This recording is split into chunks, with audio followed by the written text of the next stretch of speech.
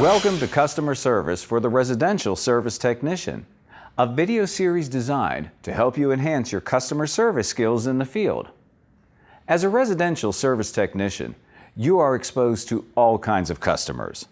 By being proactive from the very start of the service call, you have the opportunity to not only provide exceptional customer service, but also ensure repeat business and a solid reputation for yourself and your company. You may not realize it, but sales and selling play a major role in the daily activities of a residential service technician. Not only can you be involved with direct sales, such as the selling of parts, you are continuously involved with indirect sales, the selling of yourself and your company to the customer. If this sounds a little like a game to you, take a look at this.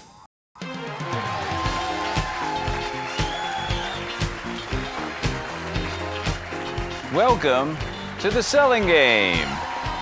Let's introduce our contestants. He's a service technician who just can't wait to waste customers' time and money. Please welcome service technician number 1, Kent Satisfy. Our next contestant is a service technician who knows how to make customers happy by listening to their needs, building rapport, and making valuable recommendations. Welcome, service technician number 2, Billing Fairly. Now let's bring out our customer. She loves cooking and taking long walks on the beach. Please welcome Christy Consumer. Hi, Christy. Hi, Bob. Christy, tell us a little bit about what you're looking for in a service technician. Well, I'd like a service technician who I can trust and who won't steer me wrong. Someone who can make helpful recommendations and exceed my expectations. Wow, that's beautiful. Okay, everyone, here's how the selling game works. Christy is going to ask our contestants a series of questions, and based on their answers, she will choose one of our service technicians to join her on a dream service call. Sounds like fun, doesn't it? Okay, Christy, go ahead and ask your first question to our contestants. Okay, great. Service technician number 1. I like to cook romantic dinners, and I have an electric stove. I've actually heard that gas is better to cook on, though. But is it worth the added cost to install a gas line? Well, if you want to throw your money away, if it ain't broke, don't fix it. Your electric stove isn't broke, so why put gas in? Anyway, it would cost you more money than you have. Okay. Service technician number 2? I would say I could take a look and see if I can give you a price for running the gas lines. I'd be happy to look. That way I can give you the most cost-effective solution. Great. Service technician number 1. I have a garbage disposal in my center island sink, but not on my counter sink. And I like to do most of my cooking on the counter because it's closer to the refrigerator. So can I move it from the center island to the counter? Sure, I guess. Why just not leave it and make your food on the island? How lazy can you get? Okay, not exactly the answer I was hoping for. Service technician number 2? Well, Christy, I hear your frustration. I love to cook too, and I know you want to spend your time creating and not constantly moving your setup.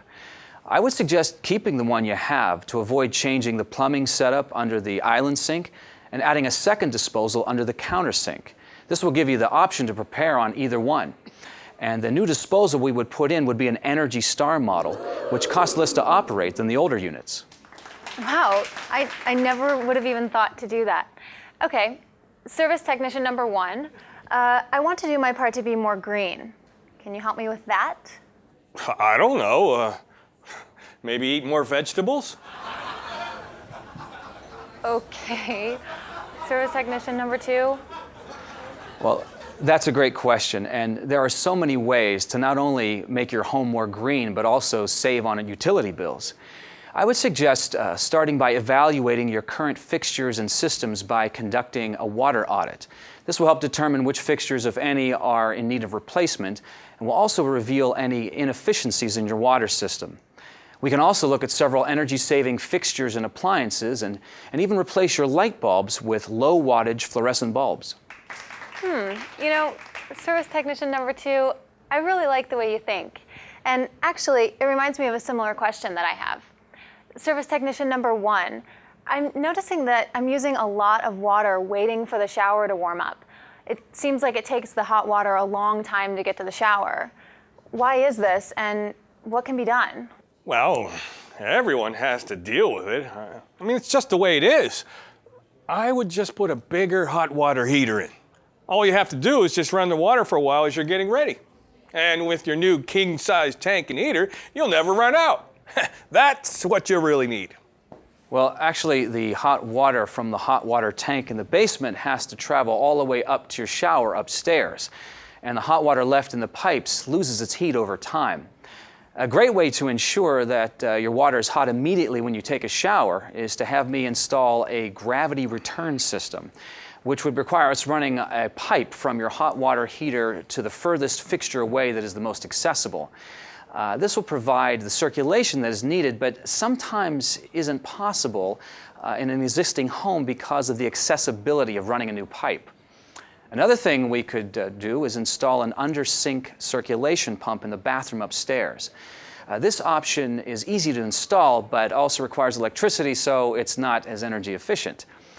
Another drawback is that because it pushes hot water to the cold lines, you may get a small blast of warm water before the water gets cold at any point in the house. I would really have to look at the situation and evaluate the best option for your needs. A low-flow shower head is also something we could install to help you be green and not waste water and money. So, I don't need a new hot water tank? Yes.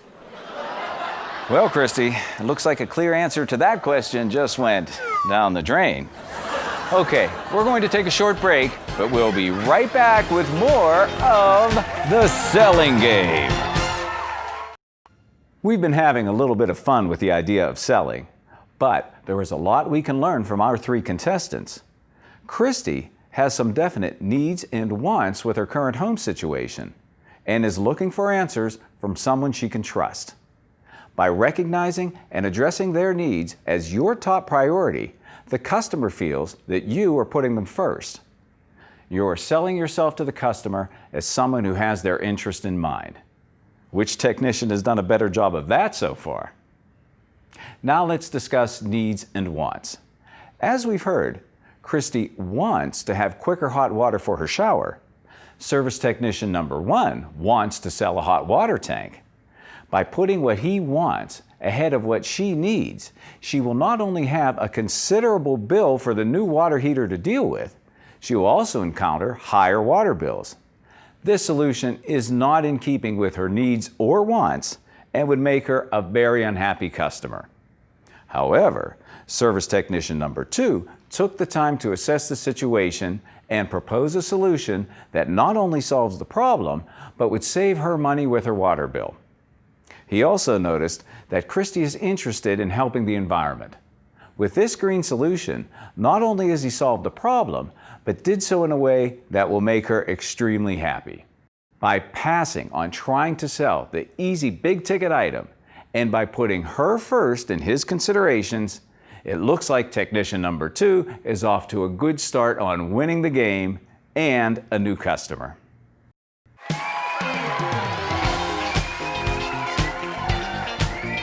Welcome back to The Selling Game.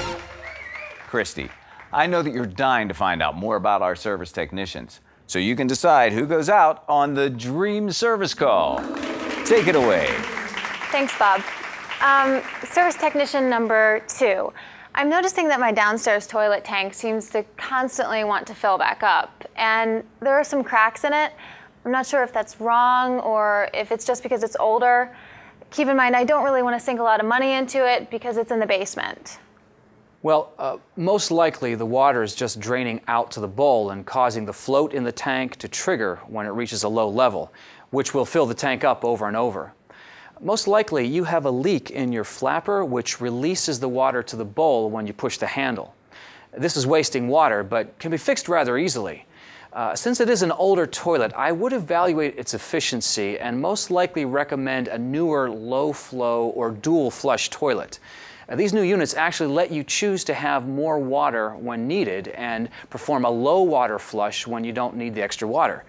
This obviously results in an overall lower water usage per year, saving you money and helping the environment. Wow, I'm really learning a lot and I'm excited about conserving more. Service technician number 1, what do you think? I think that technician number 2 doesn't want you to conserve your money. You don't need all that. The tank's just older and it's not hurting anything. I mean, it all just ends up draining away, right? And you can fix it by jiggling the handle. So just jiggle the handle and save some money. Those old toilets are a pain, and you should just leave it alone. I could look at it, but I think you're wasting your money and my time. Okay, guess I could ignore it. Maybe, I don't know. Okay, Christy, it's time to choose.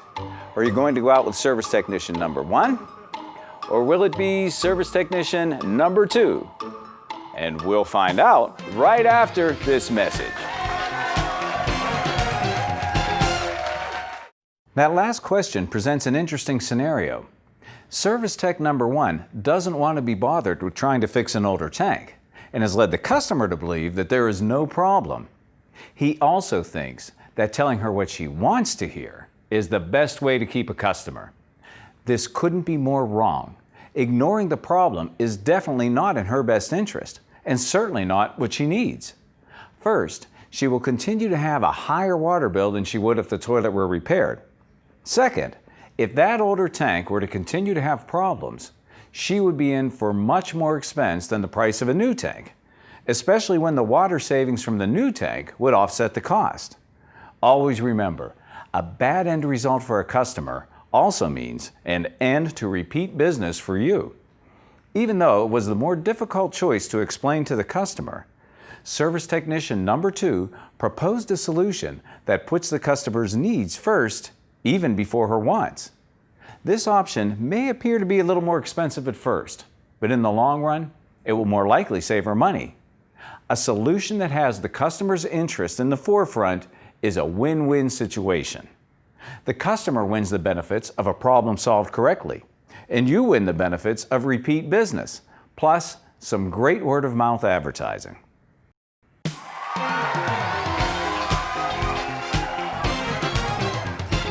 So, Christy, what do you think of our service technicians? Well, Bob, service technician number 1 doesn't really seem to have my best interest in mind. But service technician number 2 has really given some great recommendations and seems to really take an interest in my wants and needs as a customer. Well, Christy, who's going on the dream service call? Service technician number 1 or service technician number 2? I choose service technician number 2, Bob. Well, go ahead and meet him.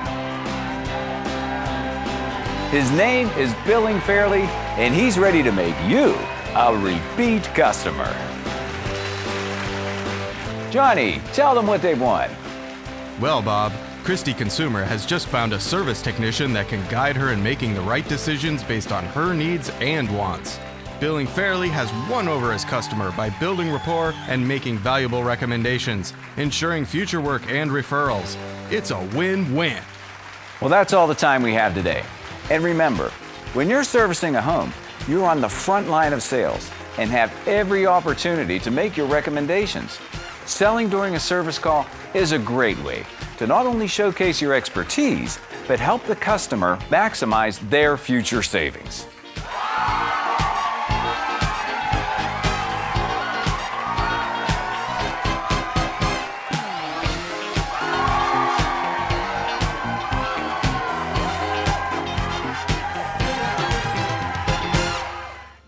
And that's all the time we have as well. Remember, good customer service is a skill in itself. And as you've seen, Recognizing the residential customer and the special considerations you must take is another way to establish a healthy relationship during the service call. Like any skill, it takes some work to hone, but eventually it should become second nature, an extension of yourself and your own personality.